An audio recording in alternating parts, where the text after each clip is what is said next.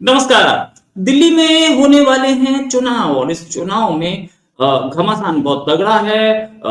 और सब एक दूसरे पे आरोप लगा रहे हैं। आरोप एक लगाया हमारे यूनियन मिनिस्टर पीयूष गोयल ने भी। पीयूष गोयल ने बोला कि अरविंद केजरीवाल जो कि ईमानदारी के प्लान पे आए थे, जिनके पास ये बोला गया कि ये बड़े ईमानदार थे और इन्होंने बड़ी मेहनत की हमेशा जिंदगी में। इन्होंने बड़े क्या बोलते हैं, कभी भी इन्होंने समझौता नहीं किया, कॉम्प्रोमाइज नहीं किया उसूलों से। उनके ऊपर आरोप लगाए, उनके ऊपर आरोप ये लगाए कि ये जो दिल्ली गवर्नमेंट के फंड्स को ऐसे खर्च कर रहे थे जैसे उनकी अपनी जागीर हो। एक शीश महल का आरोप पहले ही लग चुका है उनके ऊपर। इसी बात करने के लिए हमारे साथ संजीव मीरा जी। संजीव जी, बहुत बहुत स्वागत आपका हमारे में। सर, ये अरविंद केजरीवाल की छवि तो ईमानदार वाली है ना, और साथ में उन्होंने मोहल्ला क्लिनिक जो काम किसी ने नहीं किया। मैं उनके कोई फैन नहीं हूं, लेकिन फिर भी एक चीज बोलना चाहूंगा। बिजली के बिल उन्होंने कम किए। अगर दिल्ली कम कर सकती है तो बाकी स्टेट भी कर सकते थे। बाकी स्टेट में 4-4 5-5 हजार बिल आता है, दिल्ली में 1,000 1,500 आता है। क्यों? कोई तो रीजन होगा ना। दूसरी चीज ये भी सोचने वाली बात है कि दिल्ली में पानी भी सस्ता हुआ, पानी भी आपके पास आ रहा है। कुछ कुछ सोसाइटीज में खराब होगा, बाकी रेस्ट ऑफ दिल्ली 99% दिल्ली पानी की सप्लाई से खुश है। तीसरी चीज, जो मोहल्ला क्लिनिक था, लोगों के पास था, लोगों से मीडिया बोले ना बोले, लोगों को दवाई मिल रही थी, लोगों के इलाज हो रहे थे। तो ये एक ईमानदार छवि वाले जो पॉलिटिशियन है उनके खिलाफ इतना बड़ा हंगामा कैसे? रोहित जी देखिए, ये पीयूष गोयल जी एक बहुत ही रिस्पेक्टेड पॉलिटिशियन है और कॉमर्स मिनिस्ट्री को भी हैंडल करते हैं। वहां पे मिनिस्टर है सेंटर की तरफ से। और पीयूष पीयूष गोयल जी अगर कोई बात कह रहे हैं तो उसका एक वजन है, उसके पीछे एक वजह है। तो वो बेफालतू में उल्टी सीधी नॉनसेंस टॉक करने में बिलीव नहीं करते हैं। उनकी बात जो होती है ना, वो एकदम तत्वों पे बेस्ड होती है। और उन्होंने जो बात करी है, जैसा आप बोल रहे हैं कि अरविंद केजरीवाल एक ईमानदार आदमी है। तो अगर पिछले दिनों में मेरा भी कई सारी जगह पे दिल्ली में आने आना हुआ है, मैंने भी ग्राउंड रियलिटी को देखा है। मेरे भी कुछ ऐसे जानकार हैं जो कि वहां के पॉलिटिकल सिस्टम के साथ जुड़े हुए हैं, जो कि इलेक्शन के अंदर वो अपनी भूमिका एज अ वर्कर निभा रहे हैं। तो मैंने उनके साथ घूम घूम के कई कई जगह का दौरा करा है। मैंने देखा है ग्राउंड लेवल पे कि हकीकत है क्या। तो ये देखिए, ये किसी से नहीं छुपा हुआ कि आज की डेट में जितने भी कैंपेनिंग अरविंद केजरीवाल जी कर रहे हैं, या उनके जो दूसरे पार्टी मेंबर्स हैं जो कि इलेक्शन में खड़े हो रहे हैं, उनके पीछे वहां पे भीड़ नहीं जुट पा रही रोहित जी। और चाहते हुए भी वो भीड़ को अपनी तरफ नहीं आकर्षित कर पा रहे हैं। और कुछ ना कुछ ऐसे स्टेटमेंट देने की कोशिश कर रहे हैं, जैसे अपने पार्टी ऑफिस में बैठ के ऐसी स्टेटमेंट दे दी कि जी देखो जी, बीजेपी ने फलाने मोहल्ले में चद्दर बांट दी, फलाने मोहल्ले में इन्होंने कंबल बांट दिए, फलाने मोहल्ले में इन्होंने पैसे बांट दिए। इनके हर एक एमएलए को पैसे मिले पार्टी की तरफ से आपको देने के लिए। तो जिस मोहल्ले में वो चद्दर नहीं मिली, जिस मोहल्ले में वो कंबल नहीं मिले, जिस मोहल्ले में वो पैसे नहीं बटे, तो वहां के मैं लोगों को कहना चाहता हूँ कि बीजेपी की दफ्तर के आप बाहर जाके हंगामा करें कि हमें भी दिया जाए। तो इस टाइप की हरकतें करने की इनको अरविंद केजरीवाल जी को कोई जरूरत नहीं थी। मतलब इस टाइप की ये तत्वों में कोई भी जो भी जानकारी वो दे रहे थे मीडिया को अपने पार्टी ऑफिस से अपने वर्कर्स के सामने बैठ के, उसके अंदर कोई तत्व नहीं था। अगर ये इस बात में कुछ भी सच्चाई होती रोहित जी, तो उनके जो वर्कर्स थे, जो एमएलए थे, जो जो जो मेंबर्स थे, जो कि इलेक्शन में खड़े होने जा रहे हैं, उन्होंने उस चीज को बाहर जाके जनता के बीच में क्यों नहीं शेयर करा। इसका ये मतलब है कि वो खुद उस अरविंद केजरीवाल की स्टेटमेंट से कन्विंस ही नहीं थे। वो अरविंद केजरीवाल के जो दावे थे उनसे कन्विंस नहीं थे। इसी वजह से उन्होंने जाके लोगों के पब्लिक के बीच में जाके अरविंद केजरीवाल की किसी बात को बात नहीं करी। उन्होंने जो अरविंद केजरीवाल जी ने बात करी उसके बारे में कुछ भी खुलासा नहीं करा। अब आते हैं बात असली तत्वों पे, जो पीयूष गोयल जी ने बोली है। हम मोहल्ला क्लिनिक से बात शुरू करते हैं। ये बात सच है कि इन्होंने शुरुआत तो अच्छी करी थी आम आदमी पार्टी ने, मगर मोहल्ला क्लिनिक को सही तरीके से ये लोग नहीं चला पाए। बहुत सारे मोहल्ला क्लिनिक ऐसे हैं जिसकी हालत बद से बदतर हो रखी है। वहां पे जानवर और कुत्ते बिल्लियां वहां घूमते नजर आते हैं, उनकी गंदगी से भरी हुई हैं।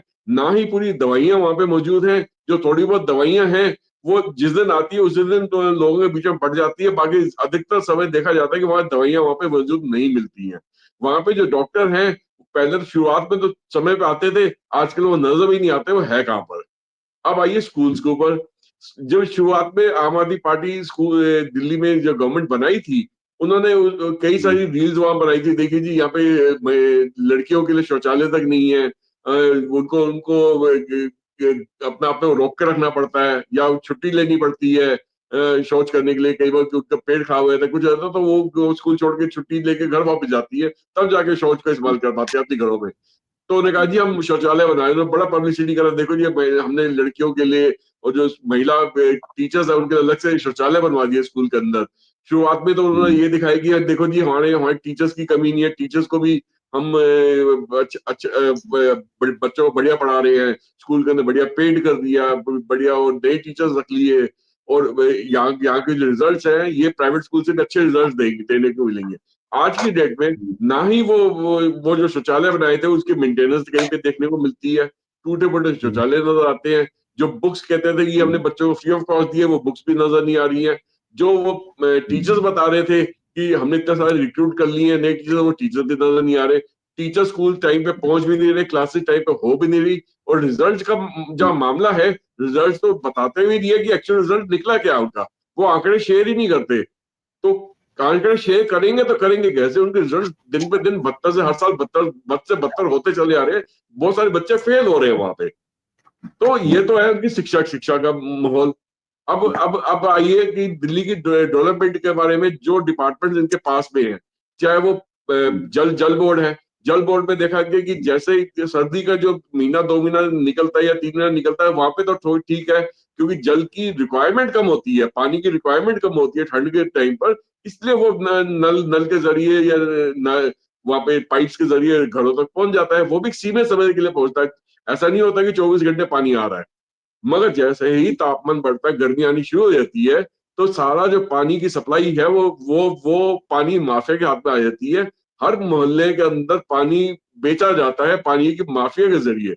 तो दिल्ली के अंदर हर घर के अंदर का पानी पहुंचे, पानी ही नहीं आएगा तो पानी फ्री कहाँ से हुआ। गर्मी मेन खपत तो पानी की तो गर्मियों में होती है, और 8 से 9 महीने तो गर्मी है दिल्ली के अंदर, मौसम गर्म होता है, उस टाइम पे तो पानी नहीं दे पाते हैं फ्री में। वहां पे तो उस टाइम पे तो पानी को खरीदना पड़ता है टैंकर के जरिए। रही बात बिजली की, बिजली का यूनिट इन्होंने 200 यूनिट तक बिजली फ्री कर दी, मगर बिजली का रेट भी तो दूसरा बढ़ा दिया। मगर जिस इंसान की 201 यूनिट बिजली आ रही है या बिल आया है, या 205 यूनिट बिल आया है, उसको तो पूरा पे करना पड़ता है, उसको 200 यूनिट माफ थोड़ी ही होते हैं। तो ये, और वही लोग 200 यूनिट बिजली फ्री कर पाते हैं जो कि उससे कम मात्रा में यूनिट में बिजली इस्तेमाल कर पा रहे हैं। उसकी परसेंटेज देखी जाए तो मुश्किल से 20, 25, 30% लोग ये दिल्ली के अंदर जो 200 यूनिट बिजली है उससे कम इस्तेमाल करते हैं। गर्मी में बिजली की खपत हमेशा बढ़ती है, जहाँ पे एसी कूलर पंखे सब चलते हैं। तो उस टाइम पे 200 यूनिट से ऊपर बिजली का बिल आता है, तो वो उसको उनको से पूरा बिल की पेमेंट उनको करनी ही पड़ती है। सिर्फ दिखावे का है कि 200 यूनिट से कम बिजली फ्री ऑफ कॉस्ट दे दी। रही बात डीटीसी बसेस के अंदर, महिला महिला ट्रेवलर्स को उन्होंने फ्री ऑफ कॉस्ट ट्रेवल करना अलाउ करा है, मगर साथ ही साथ उन्होंने डीटीसी बसेस का किराया भी बढ़ा दिया। तो वो जो किराया बढ़ा हुआ एक तरफ से इकट्ठा करा, वहीं पे उसको उनको महिलाओं को फ्री फ्री ऑफ पास दे दिया।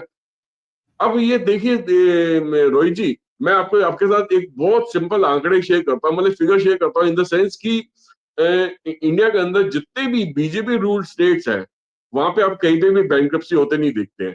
मगर बीजेपी के अलावा जो दूसरी रूल स्टेट्स हैं, चाहे वो कांग्रेस की आपकी हिमाचल थी या कर्नाटका थी, आज वो बैंक्रप्ट हो चुकी है। सेम चीज दिल्ली में भी हुई है कि ये जो स्टेट जो आम आदमी के थ्रू पिछले 10 10 12 साल से रूल थी, पिछले 30 35 साल में पहली बार हुआ है कि वो बैंक्रप्सी पे आ गई है।